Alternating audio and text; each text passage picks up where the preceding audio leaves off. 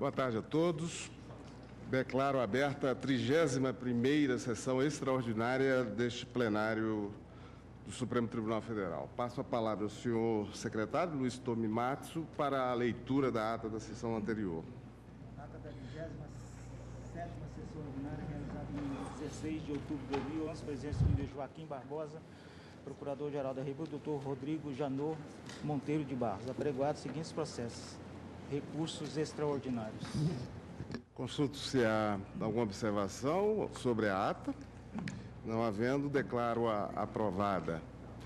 Comunico a presença neste plenário dos alunos das seguintes instituições: Unicaldas, Faculdade de Caldas Novas, Goiás, e CESUL, Centro Sul-Americano de Ensino Superior, de Francisco Beltrão, Santa Catarina. Sejam todos bem-vindos a essa corte. Ministro Marco Aurélio, Vossa Excelência é relator do inquérito 3.276, autor Ministério Público Federal, investigado Bernard de Vasconcelos Moreira. Presidente, o Ministério Público do Estado de Minas Gerais ofereceu denúncia em desfavor de Bernardo de Vasconcelos Moreira pela suposta prática dos delitos previstos nos artigos 1º, incisos 1, 2, 3 e 4, 11, artigo 11, cabeça e 12, inciso 1, todos da Lei 8.137/90, combinados com os artigos 62, inciso 1 e 69 do Código Penal.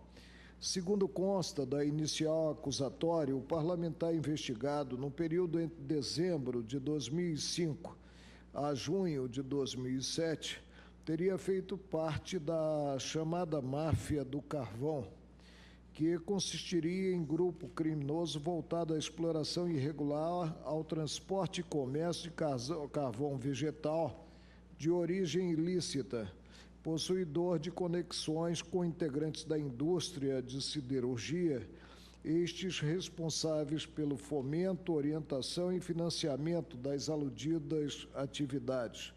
Sustenta subdividir-se o grupo em diversos níveis e, no primeiro, atinente ao grupo de financiadores, mandantes e executores, atuaria o acusado.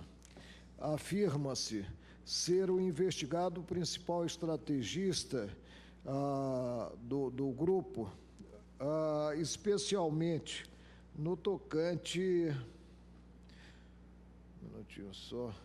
especialmente no tocante à decisão de compra de carvão produzido de forma ilícita, haja vista ser, à época, diretor florestal de mineração, meio ambiente e jurídico da empresa Rima Industrial S.A.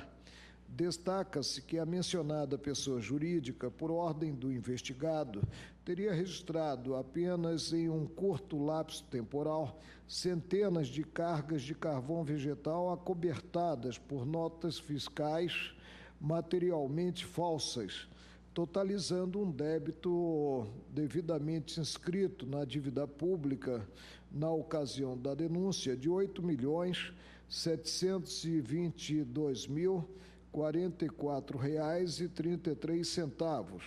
Salienta-se haver a sonegação fiscal decorrido da supressão do pagamento do Imposto sobre Circulação de Mercadorias e Serviços, por meio da utilização de notas fiscais com conteúdo de falsidade material e ideológica, em nome de diversos produtores rurais. Ainda de acordo com a denúncia, o investigado teria determinado a aquisição de mais de 60 mil metros cúbicos de carvão vegetal indevidamente acobertado pelas citadas notas. Relatou o Ministério Público Estadual. Constatou-se a existência de duas modalidades de notas fiscais falsas. Uma dessas modalidades refere-se à nota fiscal de produtor rural, documento impresso e emitido pelo próprio produtor rural, mediante prévia autorização da Secretaria de Estado da Fazenda. Ressalte-se que os denunciados foram responsáveis pelo recebimento de cargas de carvão vegetal acobertadas com 515 notas fiscais materialmente falsas, envolvendo os produtores rurais identificados como, e aí temos a menção. Outro tipo de documento falsificado está relacionado à nota fiscal avulsa de produtor, documento público oficial impresso e emitido pela Fazenda, pela própria Secretaria de Estado da Fazenda. Nesta hipótese, a situação revela-se muito mais grave, segundo o Ministério Público, posto que, confiando plenamente na sua impunidade, ousaram falsificar materialmente documento público destinado a cobertar o transporte e a venda de carvão vegetal. E prossegue o Ministério Público. Ante a diplomação do acusado no cargo e a posse no cargo de deputado federal, em 17 de dezembro de 2010, o juízo da primeira vara civil, criminal e de execuções criminais da comarca de Bocaiúva, Minas Gerais, determinou o envio dos autos ao Supremo. O investigado apresentou no prazo legal defesa preliminar aduzindo: 1. Impossibilidade de o Ministério Público realizar a investigação de modo direto, o que geraria a nulidade do procedimento penal. 2.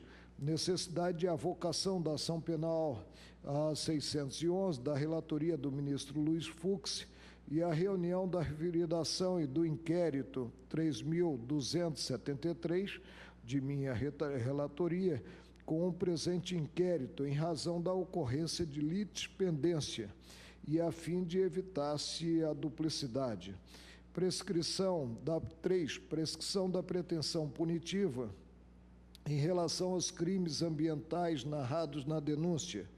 4. Ilicitude de todas as declarações obtidas diretamente pelo órgão acusador, sem a prévia advertência e sem a documentação formal de observância ao direito ao silêncio e à não autoincriminação. 5. Inépcia da inicial acusatória, dada a inexistência, segundo a defesa, de elementos mínimos capazes de permitir-se a atribuição de participação ou coautoria nos fatos narrados pela acusação e a generalidade da descrição dos eventos.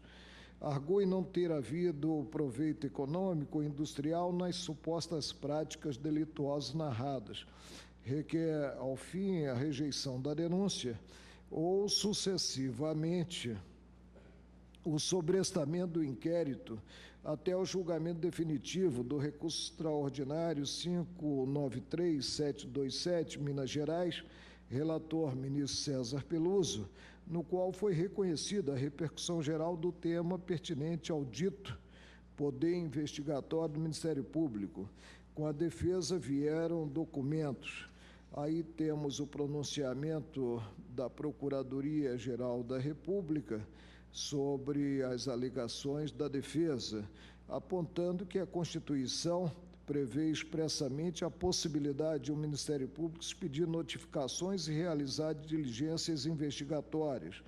A instrução do inquérito, segundo o MP, baseou-se em grande parte em documentos produzidos pela Secretaria de Estado da Fazenda de Minas Gerais, gozando estes de fé pública quanto à autenticidade. 3. Inexistência da litispendência entre o presente inquérito, a ação penal 611, Minas Gerais, e o inquérito 3.273. 4. Não caber o sobrestamento do inquérito para aguardar-se o desfecho do recurso extraordinário referido. 5. A ausência de advertência quanto ao direito a permanecer em silêncio por ocasião dos depoimentos prestados pelos denunciados não conduz à nulidade do ato praticado. 6. Há, no caso, descrição detalhada da conduta do investigado na denúncia, bem como das condições de tempo, lugar e maneira de execução dos delitos, além de retratar a inicial os prejuízos causados pelas condutas ilícitas. Requer, portanto, o Procurador-Geral da República o recebimento da denúncia, por entender preenchidos os requisitos dos artigos 41 e 395 do Código de Processo Penal, é o relatório. Falará pelo investigado o doutor Bruno César Gonçalves da Silva. Excelência. Excelência vai sustentar? Perdão, em primeiro lugar, falará o representante do Ministério Público Federal, doutor Rodrigo Janot. Excelentíssimo senhor presidente, excelentíssimo senhor relator, eminentes ministros, gostaria de pontuar com a brevidade possível alguns fatos e uns fundamentos jurídicos que me parecem relevantes para o acolhimento da denúncia. Como já relatado, a denúncia foi oferecida pelo Ministério Público do Estado de Minas Gerais contra o ora investigado Bernardo de Vasconcelos Moura e outros 2 acusados, imputando-lhes a prática do delito previsto no artigo 1º, incisos 1, 2, 3 e 4 da Lei 8.137 de 90, e que constitui crime contra a ordem tributária suprimir ou reduzir tributo ou contribuição social e qualquer acessório mediante as seguintes condutas: omitir informação ou prestar declaração falsa às autoridades fazendárias, fraudar a fiscalização tributária inserindo elementos inexatos ou omitindo a operação de qualquer natureza em documento, livro ou documento fiscal, falsificar ou alterar nota fiscal, fatura, duplicata ou nota de venda, elaborar, distribuir, fornecer, emitir ou utilizar documento que saiba ou deva saber ser falso ou inexato. Conduta essa repetida por 910 vezes, e imputando-lhes também o quanto contido no artigo 11 da mesma Lei 8.137, quem de qualquer modo, inclusive por meio de pessoa jurídica, concorre para os crimes definidos nessa lei, incide nas penas a ele cominadas, e 12.1 são circunstâncias que podem agravar de 1/3 até a metade as penas previstas, ocasionar grave dano à coletividade. Repito mais uma vez, as condutas infracionais do artigo 1º, 1, 2, 3, incisos 1, 2, 3, 4, por 910 vezes, relacionadas à investigação realizada no norte de Minas Gerais, norte e nordeste de Minas Gerais, que recebeu o nome a máfia do carvão ou Operação SOS Cerrado. O que se apurou é que o denunciado Bernardo de Vasconcelos Moreira, na qualidade de, isto é importante, diretor florestal, diretor de mineração, diretor de meio ambiente e diretor jurídico da empresa Rima Industrial S.A., e os acusados à época, Marco Antônio Furtado Costa e Elis Balbino Santana Filho, teriam articulado complexo sistema para cobertar, mediante notas fiscais, material e ideologicamente falsas, a emissão de guias de controle ambiental, o transporte e carvão vegetal de origem nativa, como se de origem plantada fosse, como se resultantes de reflorestamento, com o fim de sonegação fiscal por meio da supressão do pagamento de ICMS devido. Convém aqui pontuar que os processos administrativos fiscais foram definitivamente julgados na via administrativa e todos os débitos regularmente inscritos em dívida ativa, bem como se furtarem, por óbvio, na exploração de madeira nativa, de carvão vegetal nativo, ao a reposição ambiental com reflexo no custo da atividade empresarial e pagamento de taxa florestal. Estes valores apurados no ano de 2009 a 2010 chegaram aí em torno de 6 milhões de reais. O excelentíssimo relator, com base no artigo 80 do CPP, promoveu o desmembramento do feito, permanecendo perante essa excelsa corte a investigação no que se refere ao ora acusado Bernardo de Vasconcelos Moreira por haver obtido diplomação no cargo de deputado federal. Pois bem, o fato criminoso era assim desenvolvido. Na região noroeste, norte do estado de Minas Gerais, no caso específico, em torno ali da cidade de Bocaiúva,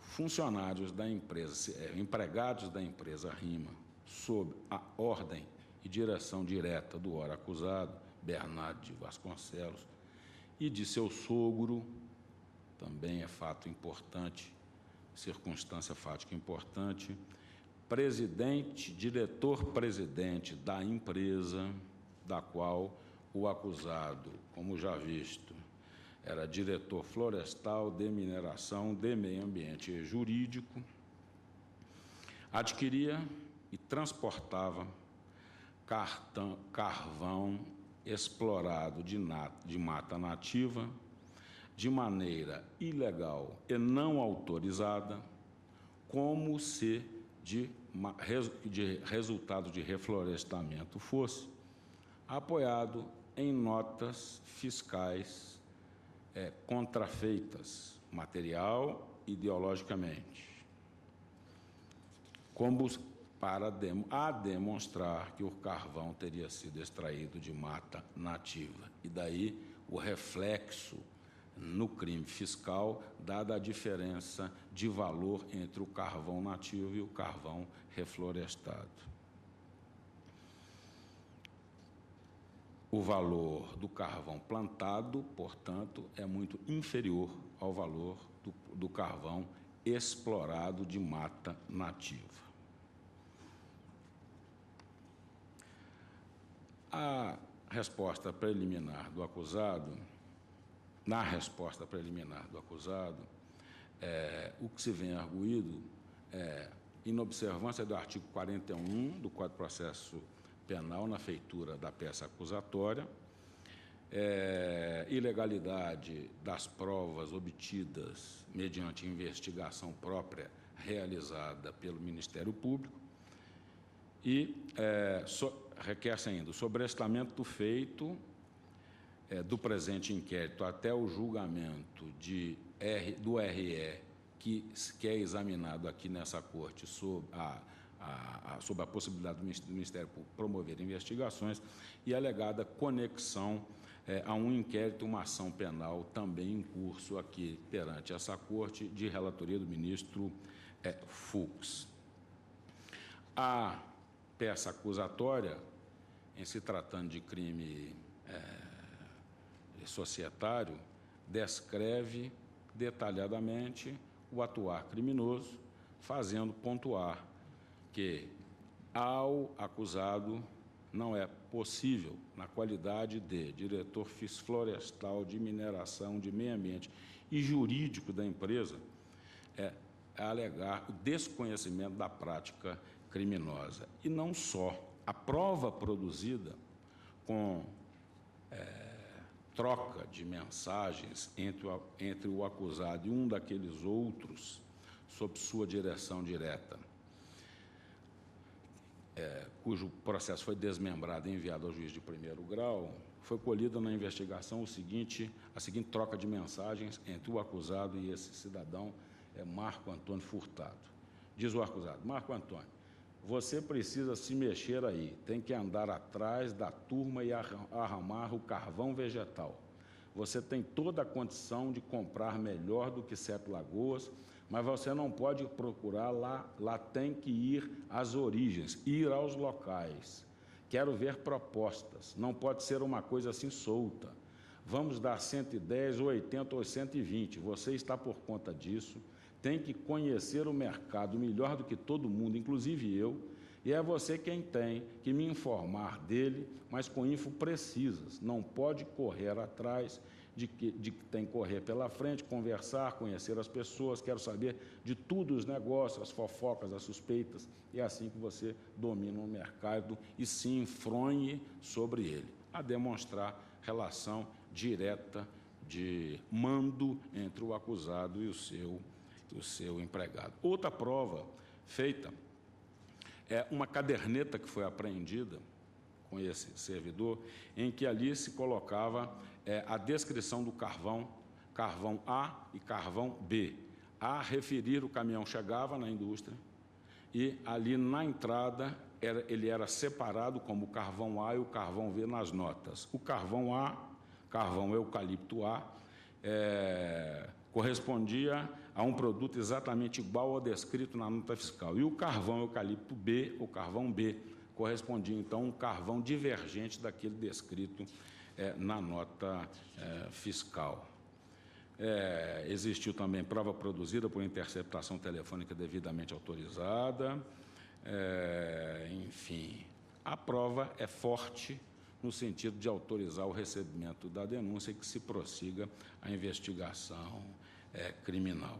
Não se trata aqui de denúncia geral, mas de denúncia que descreve o atuar criminoso, de denúncia que aponta a responsabilidade ao interior da empresa do acusado como diretor qualificado e sogro do diretor-presidente dessa própria empresa. No que se refere à possibilidade do poder investigatório do Ministério Público, tem-se de saída que o poder investigatório do Ministério Público, embora ainda em discussão no âmbito dessa corte, já recebeu aqui vários precedentes em que se admite a colheita de prova pelo Ministério Público. Se trata de poderes implícitos ao descrito na Constituição, de poder inerente ao próprio organismo, à própria entidade de Ministério Público, mas fato que supera toda essa discussão é que a investigação se baseou nos processos administrativos fiscais, aqueles 910 que a Secretaria de Receita do Estado de Minas Gerais formalizou com toda a observância dos ditames legais e remeteu ao Ministério Público para apuração dos ilícitos fiscais. No que se refere à conexão arguída com o inquérito, este aqui é o inquérito 3276. A conexão aponta-se conexão para o inquérito 3273, ação penal 611, de relatoria do ministro Fux. O que eu gostaria de pontuar é que há divergência subjetiva e objetiva nas investigações.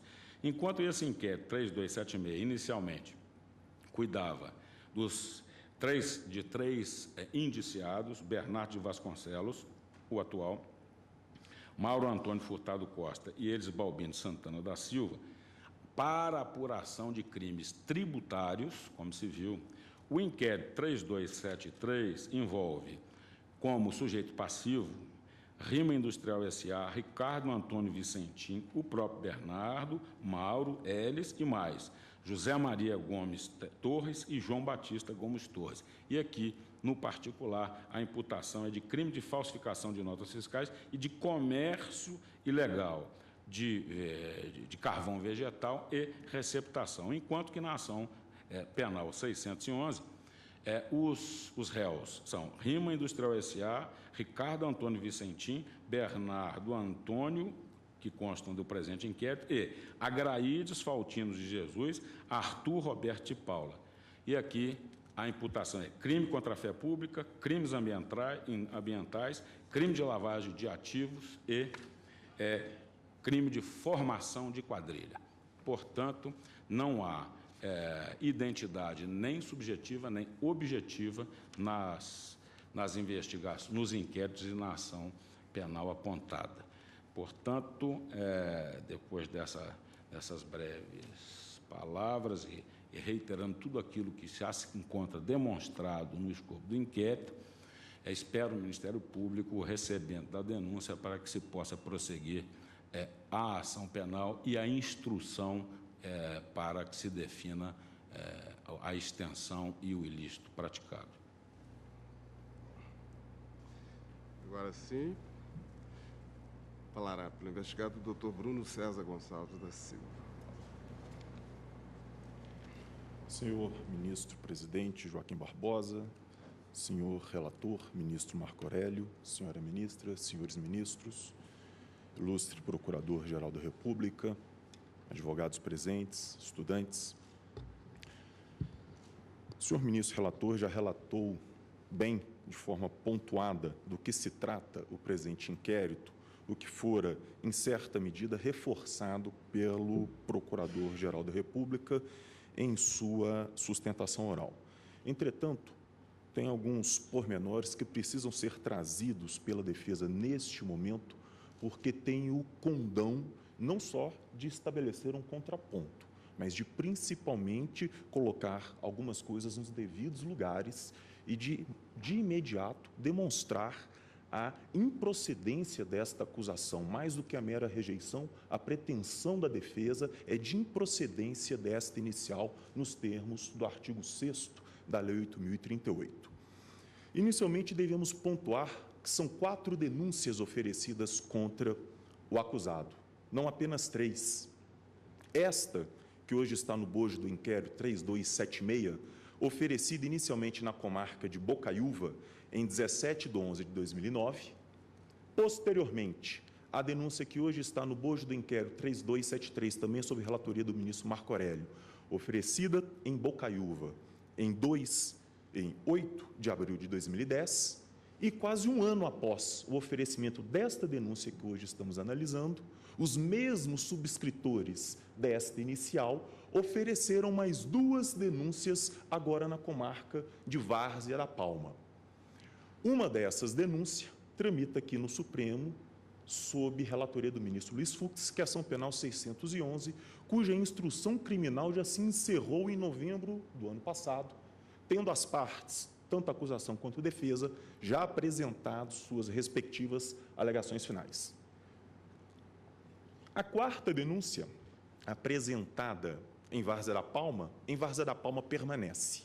Por algum motivo, o juízo primeiro entendeu ser competente para processar e julgar parlamentar e não remeteu o feito a esta corte. Então, são 4 denúncias oferecidas contra o acusado, todas oriundas da mesma investigação. Mas não são oriundas apenas da mesma investigação, são a mesma denúncia. É a mesma narrativa fática, apenas com capitulação jurídica distintas para dar aparência de imputações distintas. Mas a imputação no processo penal é fixada pela causa de pedir remota, pelo pressuposto fático, isso por força do princípio da correlação. São dos fatos que inferimos a imputação e não da mera capitulação. Tampouco seria legítimo aos subscritores da denúncia inserirem em uma denúncia réus distintos das que se inseriu nas primeiras ou na primeira, apenas com o fim de dizer que, deste modo, não caracterizaria a repetição de denúncias. Ora, a repetição é de ser olhada em relação ao acusado individualmente. Senão poderia oferecer-se 5, 6, várias denúncias contra qualquer um de nós, imputando-se o mesmo fato, bastando que em cada uma das denúncias sucessivas se inserisse pessoa distinta que não está inserida na narrativa da denúncia anterior. Esse expediente, naturalmente, não pode ser aceito. Qual foi o contexto em que se surgiram essas denúncias? Minas Gerais teve um problema grave no que se refere ao carvão e ao setor siderúrgico. E este é o equívoco, provavelmente, no qual incorreu o Ministério Público Estadual.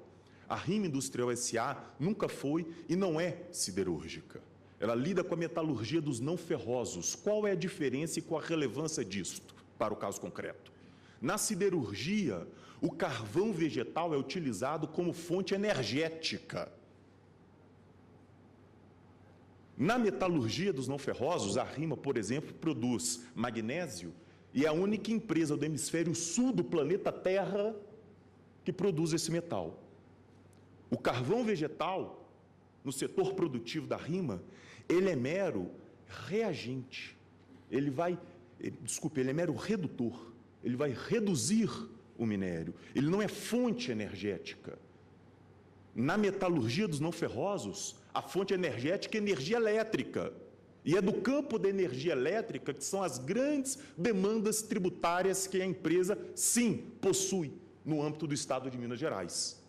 Notadamente em virtude do período do apagão. Ali surgiram as principais demandas tributárias, todas elas decorrentes, sim, da questão do uso da energia elétrica. O carvão vegetal aqui, ele não é fonte energética. E é por isso que o carvão de origem nativa é absolutamente imprestável para a Rima, ao contrário do que é no campo da siderurgia.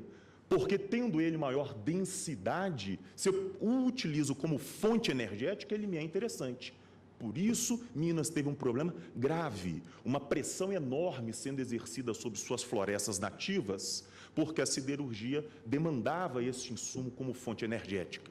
No caso da Rima, sendo ele redutor, não me interessa a densidade, mas me interessa a reatividade, pois eu preciso controlar o processo metalúrgico dentro do forno.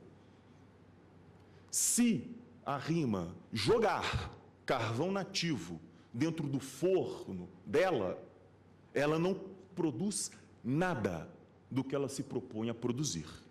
Tamanho o grau de pureza do que ela precisa apresentar.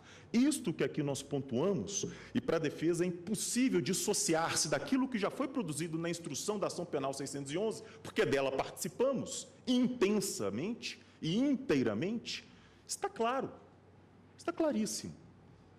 Mas vamos pontuar dois aspectos referente à investigação e à situação do acusado. Em relação à investigação, a questão na qual a defesa se centra não é apenas no quem pode investigar.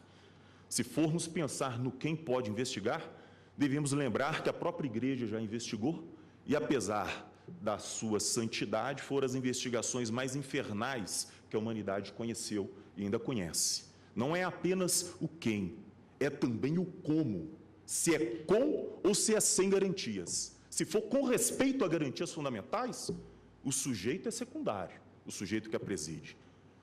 É como se investigou. E, neste caso, essa investigação foi absurda para mantermos a postura necessária.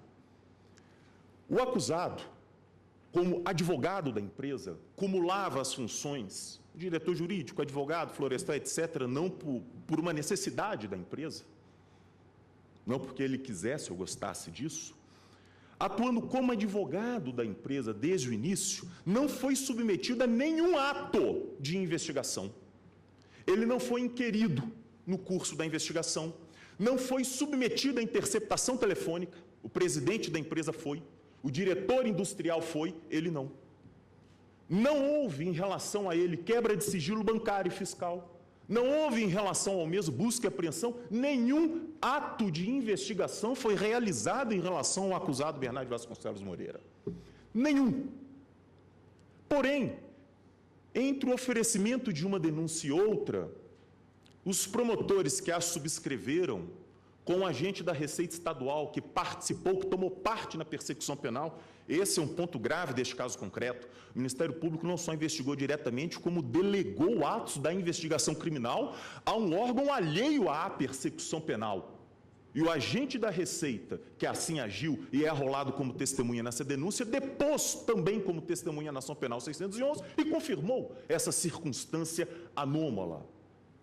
A Receita atuando como agente da persecução penal por delegação do próprio Ministério Público. Na persecução penal. Não foi na esfera civil ou administrativa. Estou falando no procedimento investigatório criminal. A própria Receita é quem executou a busca e apreensão na empresa. Só que esta busca e apreensão foi requerida no bojo de um procedimento criminal, com base no Código de Processo Penal e deferida por um juiz criminal. Pois bem, o acusado, advogado da empresa, e entre uma denúncia e outra, ocorreram 2 reuniões. Participaram os subscritores da inicial, participou o referido fiscal, participou o acusado, e o acusado gravou estas conversas. Pelo menos 2 das várias, que estão degravadas, e o conteúdo dessas conversas inseridos nos autos deste inquérito, do inquérito 3273 e da ação penal 611, onde ficou revelado o viés arrecadatório com que foi engendrada essa persecução penal, voltada a exercer uma pressão sobre o acusado e, consequentemente, sobre a empresa, como se o aparato jurídico penal pudesse ser mero instrumento de coerção psicológica do fisco para fazer valer a sua pretensão em relação àquele que julga devedor. O conteúdo das conversas é insofismável. Os subscritores da denúncia falam abertamente em pagamento, em acordo, em valores, em troca da persecução penal ser estancada. Só que as denúncias já estavam oferecidas e imputam-se, embora não se narra a capitulação de crimes, como receptação, como formação de quadrilha, que até onde eu saiba são insusceptíveis de qualquer tipo de composição ou ajustamento de conduta. O acusado, à época, candidato a deputado, teve que ouvir de um dos subscritores o seguinte: por que vocês não fazem esse acordo? Você vai começar a sua vida pública com este processo criminal? É o que se infere destas gravações. Pois bem, em relação aos e-mails que foram mencionados aqui, não houve quebra de sigilo telemático. Esses e-mails estavam impressos e foram apreendidos na empresa. E o que o Ministério Público Estadual fez? Recortou o inteiro teor desses e-mails, e a parte recortada, descontextualizada do geral, é a que for aqui lida em momento anterior à fala da defesa. Mas nós temos a íntegra desses e-mails anexadas aos autos do procedimento. E o que nós temos aqui? Um executivo interagindo com os funcionários da empresa, dando ordens absolutamente normais. Começa no dia 8 de maio de 2006, quando o funcionário Ricardo Alexandre fala com o Bernardo: o valor de R$ 95,00 o metro cúbico de carvão está fora do valor de mercado apurado pelo Mauro e por FHM, outro funcionário da empresa. Tal constatação pode ser verificada com informações fornecidas pela AMS, Associação Mineira de Civicultura, da qual o acusado foi presidente. Conforme e-mails já enviados, com situação exposta, solicita aprovação para reajuste do preço do carvão para R$ 110,00. O acusado responde no dia seguinte, 9 de maio de 2006, 110 você tirou de onde? Dá para me responder ou está difícil ou você não sabe? Com a contundência que é peculiar ao mesmo. A isso, o funcionário responde: essa constatação é feita no dia a dia, a AMS é só uma referência. E no mesmo dia o acusado responde: ok, você começou a chegar lá, parabéns. Se está sendo praticado pela Italcider, significa que podemos pagar um preço um pouco menos. Uma questão de logística, certo? Quanto seria este valor a menos? Fica aprovado 105, até você me responder o valor do frete de Sete Lagoas a Bocaiúva. Este valor deve olhar custo e não preço, pois a maioria das pessoas que vendem carvão tem seu próprio transporte. Mauro, você precisa se mexer aí. Tem que andar atrás da turma e arrumar o CV. Aí vem a parte do e-mail que está colada na denúncia que fora aqui lida. Deste e-mail, lido em seu contexto, tem ordem aqui para alguém comprar carvão de uma origem como se de outra fossem? Tem aqui anuência a eventual ilícito praticado por um funcionário? Ora, a RIMA tem 4.800 funcionários. Todos eram subordinados ao diretor. Fosse no campo da mineração, da área florestal, da área jurídica, todos.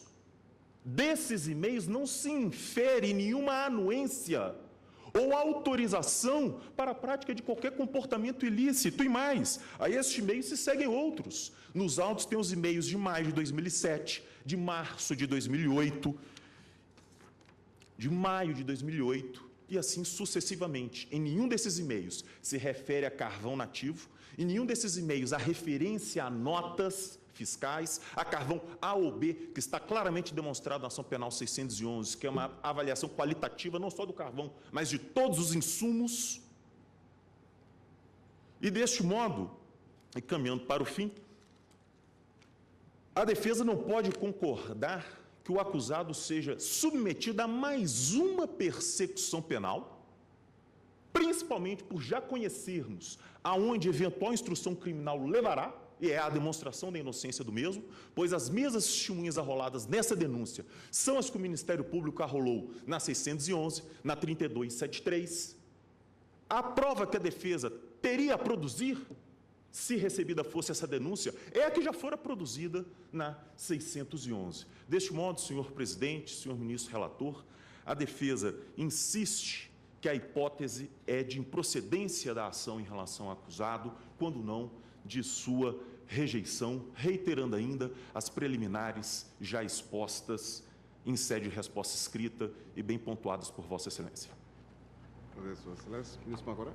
Presidente, aprecio as causas de pedir da defesa de forma sequencial, observando a organicidade própria ao direito. No tocante à avocação, se é que podemos falar de avocação, da ação penal 611, Minas Gerais, da relatoria do ministro Luiz Fux, e a reunião da referida ação e do inquérito 3.273 de minha relatoria com este, em razão da ocorrência de litispendência e a fim de evitar-se dupla condenação, entendo sem fundamento tais medidas. Relativamente à primeira ação penal, a matéria foi enfrentada na exceção de litispendência oposta pelo investigado perante o juiz de primeiro grau. Este consignou serem diversos as partes e os fatos, apesar da aparente consumação dos mesmos tipos penais, constando um rol maior de denunciados na citada ação 611. Quanto à pensação dessa ação penal e do inquérito 3.273, a este não há motivo para tanto. Confiram com o parecer da Procuradoria-Geral da República a tese de que a presente denúncia foi simplesmente copiada e reproduzida em outros procedimentos engendrados pelo Ministério Público Estadual, primeiramente no inquérito 3273 e depois na AP 611, não procede. No que diz respeito à alegada identidade entre a ação penal 611 e o inquérito 3.273, a questão foi examinada e afastada, como já noticiei, na exceção de litispendência, subsistindo os fundamentos. Não por acaso, portanto, os delitos praticados em Várzea da Palma, Minas Gerais, e Bocaiúva, Minas Gerais, foram objeto de denúncias distintas, muito embora também tenham origem na Operação SOS Cerrado. Apesar de praticados os mesmos tipos penais em ambas as comarcas, os fatos são distintos. As práticas são diversas. Tampouco a identidade dos processos judiciais já mencionados com o presente inquérito, que versa sobre a prática de crimes contra a ordem tributária. Neste inquérito que nós estamos a apreciar o pedido de recebimento da denúncia. Considerando a inexistência de litispendência ou de conexão intersubjetiva ou probatória entre os procedimentos penais indicados pelo denunciado, não há justificativa para a pretendida reunião dos feitos. Encerro aqui a transcrição de parte da manifestação da Procuradoria. Digo, acerca da possibilidade de sobrestamento deste inquérito até ao julgamento definitivo do recurso extraordinário 593.327, Minas Gerais, no qual se discute o chamado poder investigatório do Ministério Público, não assiste razão à defesa. Os artigos 543 A e 543B do Código de Processo Civil referem-se exclusivamente a recursos extraordinários, não cabendo a aplicação dos mencionados dispositivos a processos originários, conforme sobressai da leitura do parágrafo 1º do aludido artigo 543-B, segundo o qual o sobrestamento do processo no tribunal de origem deve ocorrer somente após a interposição do recurso extraordinário. Relativamente ao tema da prescrição, cabe o endosso do que consignado pelo titular da ação penal. No que diz respeito à suscitada prescrição de crimes ambientais tipificados no artigo 46, parágrafo único da Lei 9.605/98, verifica-se que o delito não é objeto do presente processo, diria dos autos. Com efeito, os crimes ambientais decorrentes da Operação SOS Cerrado estão sendo apurados na ação penal 611 e no inquérito 3.273. Afasta o presidente também a alegação de licitude das declarações colhidas diretamente pelo Ministério Público. É que a articulação do Estado acusador encontra-se amparada principalmente em procedimento administrativo tributário, mostrando-se relevante, considerado o caso concreto, a oitiva de pessoas por promotor de justiça ou a necessidade de serem alertadas as pessoas sobre a faculdade de silenciarem. No mais, a questão está em definir a admissibilidade de peça acusatória sem juízo de culpa, formalizada contra Bernardo de Vasconcelos Moreira, hoje deputado federal, pela prática, repita-se, de crime contra a ordem tributária. Nesta fase, o exame da acusação submete-se à observância dos artigos 41 e 395 do Código de Processo Penal, que versam a necessidade de apresentação de inicial a revelar o fato criminoso, com todas as circunstâncias, a qualificação do acusado, os esclarecimentos pelos quais se pode identificá-lo, a classificação do delito e, quando for o caso, o rol de testemunhas. Cabe apenas aferir a presença dos pressupostos processuais e das condições da ação, assim como o respaldo da denúncia em elementos mínimos quanto à materialidade e à autoria, tudo de forma a bem delimitar a imputação penal e a possibilitar o pleno exercício do contraditório e da ampla defesa. A denúncia atende a esses requisitos legais. Na peça acusatória, lastreada em documentação proveniente da Secretaria de Fazenda de Minas Gerais e de diversas buscas e apreensões autorizadas pelo juízo competente, descreve-se com pormenores o modo de atuação daquela que ficou conhecida como a máfia do carvão. Segundo alega o Ministério Público, o grupo exerceu naquele estado, no período compreendido entre 2005 e 2009, exploração irregular, transporte e comércio de carvão vegetal obtido de maneira ilícita, procedimento que ocasionou sonegação fiscal, resultante da supressão do pagamento do imposto sobre circulação de mercadorias e serviços, por meio da utilização de notas fiscais com conteúdo de falsidade material e ideológica, em nome de um sem número de produtores rurais. Conforme narrado na denúncia, consumiu-se carvão produzido a partir de desmate ilegal, extraído de floresta nativa, acobertado por notas fiscais materialmente ou ideologicamente falsas, tendo o investigado plena consciência das ações ilegais praticadas por diversas siderúrgicas beneficiárias, entre as quais se destaca a empresa Rima Industrial S.A.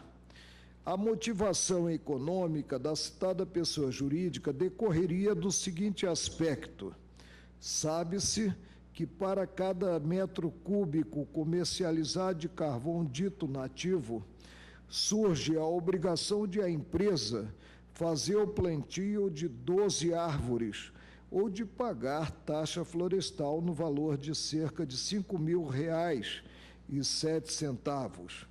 Ao camuflar-se a compra de carvão nativo como sendo de carvão plantado, ou seja, advindo de eucalipto ou pinos, deixa-se de recolher, a favor do erário, expressivas quantias que terminam sendo percebidas ilegalmente pelos participantes do esquema.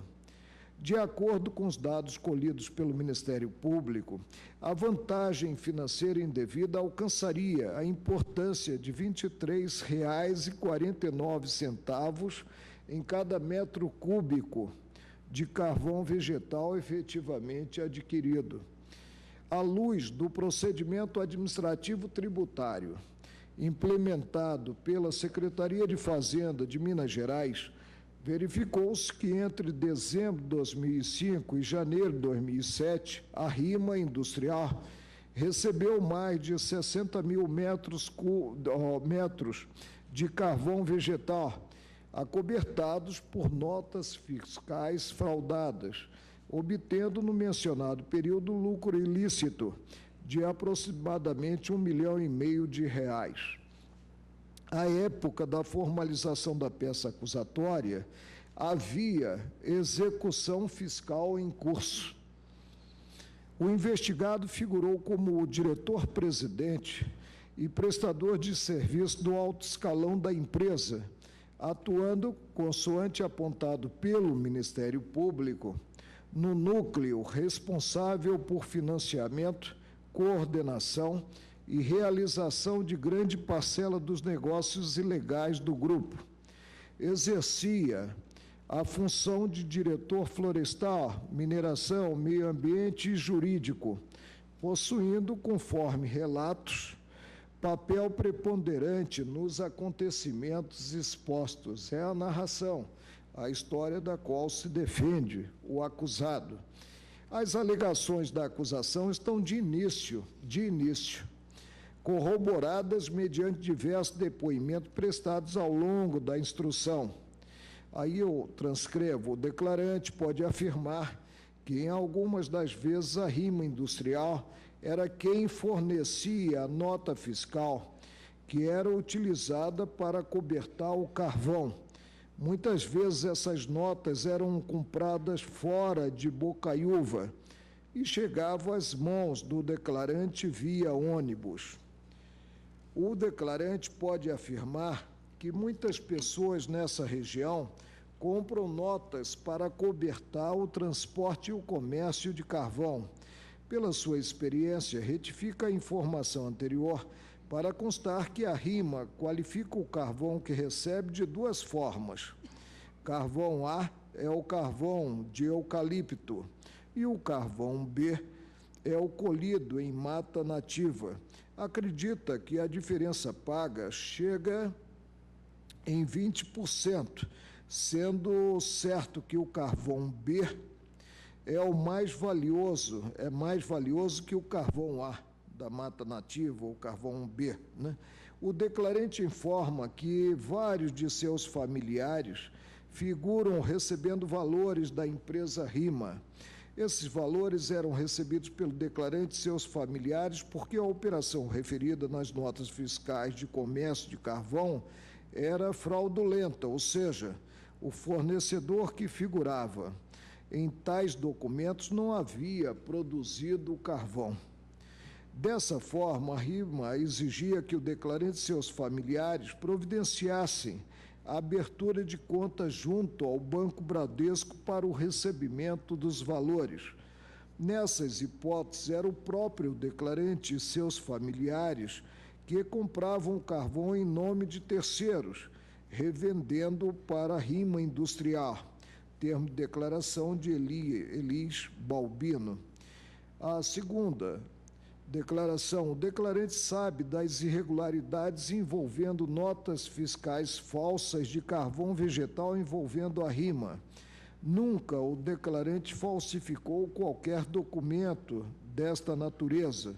Admite que seu nome tenha sido envolvido nestas irregularidades. O declarante sempre ouviu dizer de Mauro Furtado, funcionário da rima, quem negociava a compra de carvão para a empresa.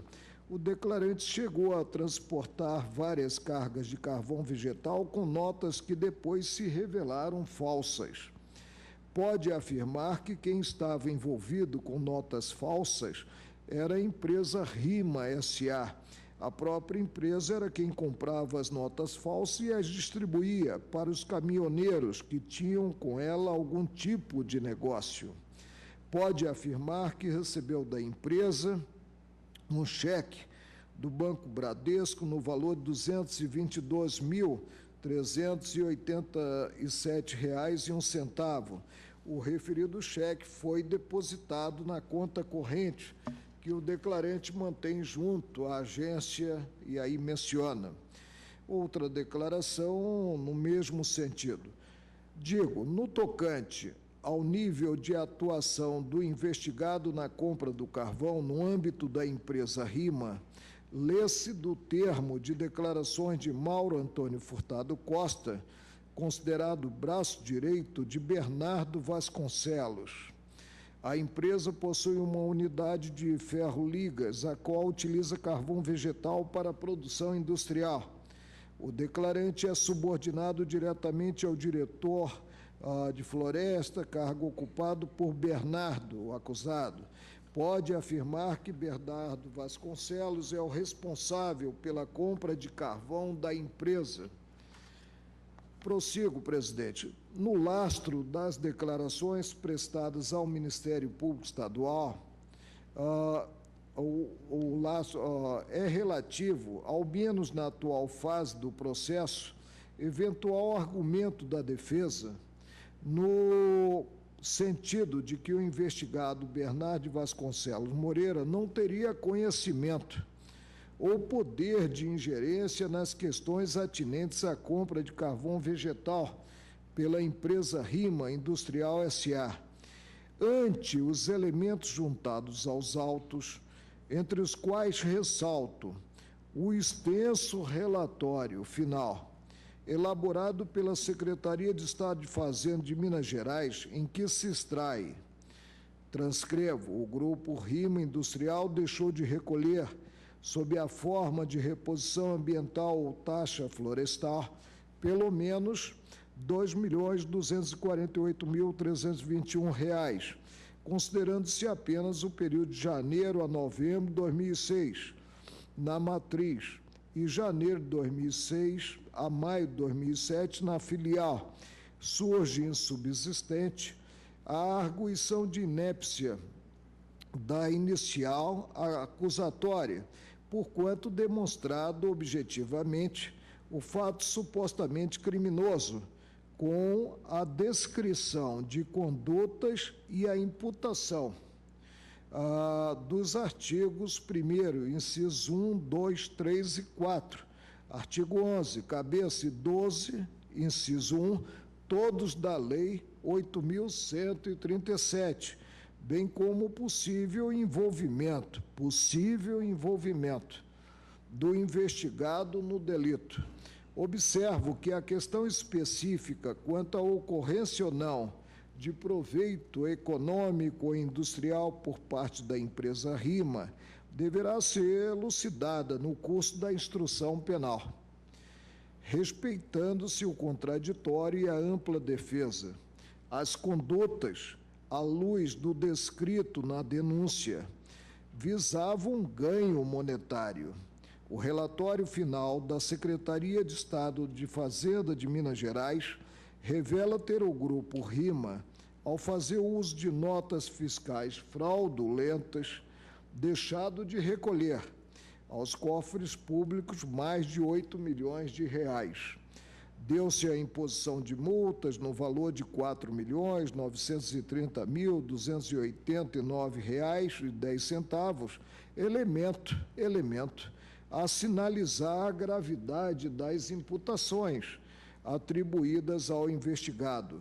Vale lembrar que a referência ao número expressivo de delitos supostamente praticados pelo envolvido, não faço juízo de culpa.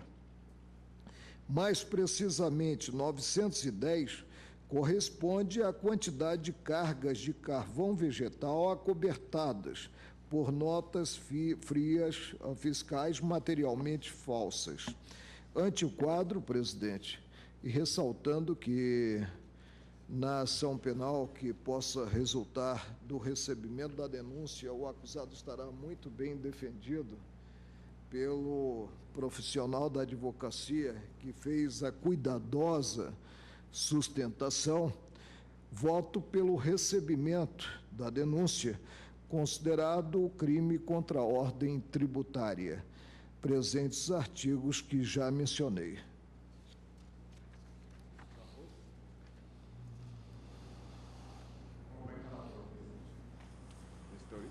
De acordo.